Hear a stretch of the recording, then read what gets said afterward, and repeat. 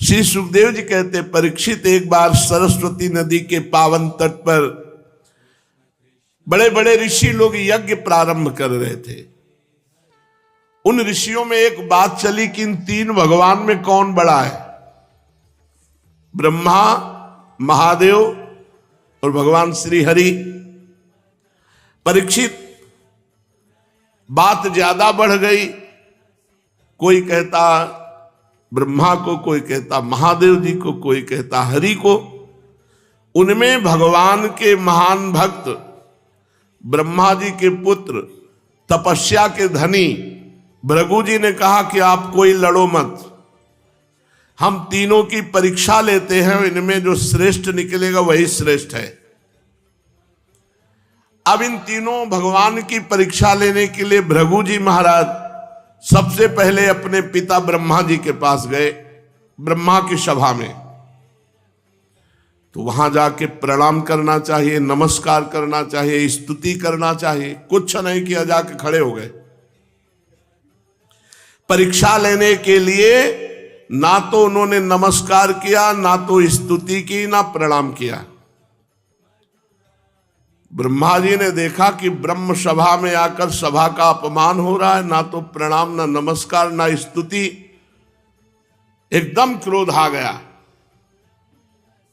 फिर अपने क्रोध को दबाते हुए देखा कि ये तो मेरा ही पुत्र भृगु है।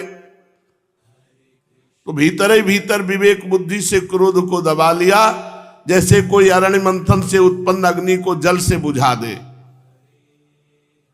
देखा भृगु जी ने कि पिताश्री क्रोधित तो हुए पर अपने क्रोध को दबा लिया। बस फिर प्रणाम किया भृगु जी ने और वहां से चल दिए। परीक्षा हो गई। कैलाश पहुंचे। देवादिदेव भगवान शंकर ने देखा कि महर्षि भृगु जी पधारे, तो बड़े आनंद से खड़े होकर दोनों भुजाएं फैला दी कैलाश में, आओ भाई गले लगो। महर्षि भृगु जी ने कहा, मैं तुम्हारा आलिंगन नहीं स्वीकार करता, तुम लोक और वेद की मर्यादा का उल्लंघन करते, इसलिए मैं तुम्हें गले नहीं लगा सकता। भृगु जी की बात सुनी तो भगवान शंकर ने कहा, हम तुम्हें गले लगा रहे थे तो तुम्हारी समझ में नहीं आ रहा था, अब हमारा त्रिशूल तुम्हारे गले लगेगा। और त्रिशूल उठाया और कहा, तुम ऐसी। त्रिशूल उठाकर महर्षि भृगु को जब मारना चाहा तो सती जी ने पकड़ लिया, नहीं नहीं, ब्रह्म ऋषि की हत्या ठीक नहीं है। थोड़ी देर में भगवान शंकर जब शांत हुए, भृगु जी ने फिर प्रणाम किया, चल आखिरी में प्रणाम कर चल गए वैकुंठनाथ भगवान श्री हरि के धाम। उस समय लक्ष्मी जी की गोद में भगवान सर रखे हुए थे। भृगु जी सीधे गए और एक लात छाती में मारी। भक्तवत्सल भगवान श्री हरि उठ खड़े हुए, सैया से नीचे उतरे, शेष सैया से, और भृगु जी को सिर झुकाकर प्रणाम किया। और भगवान ने कहा, आपका स्वागत है, मुझे पता नहीं था कि आप आ रहे हो, नहीं तो उठ करके आपकी अगवानी करता। प्रभु मेरा अपराध क्षमा करना, क्योंकि मैं आप जैसे ब्रह्म ऋषि का आदर नहीं कर पाया। महामुने भगवान ने चरण पकड़ लिए भृगु जी के और कहा, तुम्हारे चरण अत्यंत कोमल हैं, मेरी छाती बड़ी कठोर है, कहीं तुम्हारे चरणों को चोट तो नहीं लग गई। सहलाने लगे भगवान। महर्षि, आपके चरणों का जल तीर्थों को भी तीर्थ बनाने वाला है।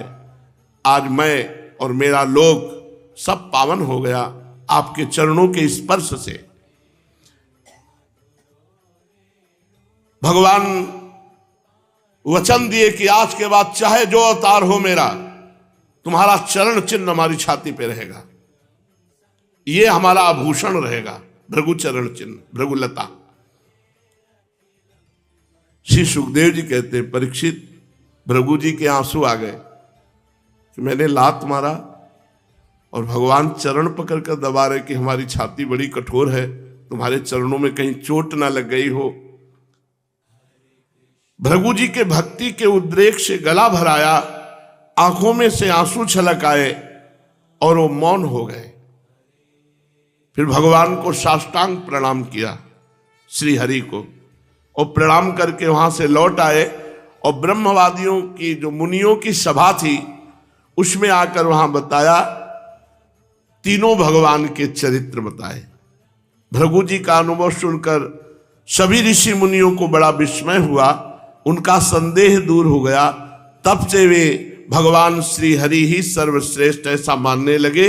वैसे तो भगवान श्री हरि ही ब्रह्मा है, भगवान श्री हरि ही महादेव है, महादेव ही श्री हरि है, कोई किंचित भेद नहीं है। भगवान श्री हरि ही साक्षात धर्म ज्ञान वैराग्य 8 प्रकार के ऐश्वर्य और चित्त को शुद्ध करने वाला यश प्राप्त होता है।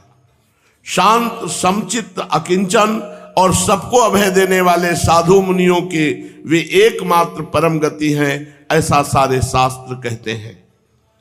भगवान की प्रिय मूर्ति है सत्व और इष्ट देव हैं ब्रह्म ऋषि।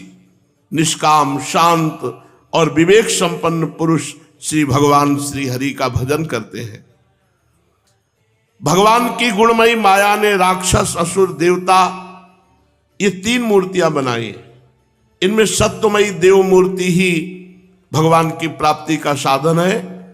स्वयं भगवान समस्त पुरुषार्थ स्वरूप है। सुखदेव जी कहते हैं, परीक्षित, सरस्वती तट के ऋषियों ने अपने लिए नहीं मनुष्यों का संशय मिटाने के लिए ही ऐसी युक्ति रची थी। पुरुषोत्तम भगवान के चरण कमलों की सेवा करके उन्होंने भगवान का परम पद प्राप्त किया। सूत जी कहते हैं, शौनकादि ऋषियों, भगवान पुरुषोत्तम की एक कमनीय कीर्ति कथा जन्म मृत्यु रूप संसार के भय को मिटाने वाली है। यह व्यासनंदन भगवान श्री सुखदेव जी के मुखारविंद से निकली हुई सुरभिमयी मधुमयी सुधाधारा है। इस संसार के लंबे पथ का जो बटोही अपने कानों के दोनों से इसका निरंतर पान करता रहता है, उसकी सारी थकावट जो जगत में इधर उधर भटकने से होती है दूर हो जाती है।